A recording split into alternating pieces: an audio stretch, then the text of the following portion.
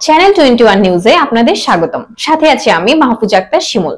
সারা বাংলায় 88 এসএসসি ব্যাচের মুন্সিগঞ্জ জেলা প্যানেলের পক্ষ থেকে শীতবস্ত্র বিতরণ করা হয়েছে। বিভিন্ন জেলায় সারা বাংলায় 88 ফাউন্ডেশনের শীতবস্ত্র বিতরণ কর্মসূচি অংশ হিসাবে মুন্সিগঞ্জ জেলা প্যানেল মাসব্যাপী এই কার্যক্রম অব্যাহত রেখেছেন।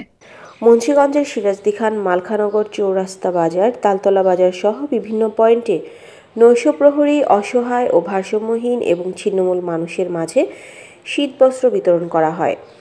বিতরণকালে উপস্থিত ছিলেন মুন্সিগঞ্জ জেলা প্যানেলের কোঅর্ডিনেটর মহসিন দেওয়ান লিটন, উপদেষ্টা কাজী নজরুল ইসলাম বাবুল, সাংবাদিক আলী আহমদ চৌধুরী, সমাজসেবক গোলাম মোস্তফা সহ মালখানগর চৌরাস্তা বাজার বণিক সমিতির সাধারণ সম্পাদক মোহাম্মদ রতন শেখ, তালতলা বাজার বণিক সমিতির সদস্য বাদল মোল্লা প্রমুখ।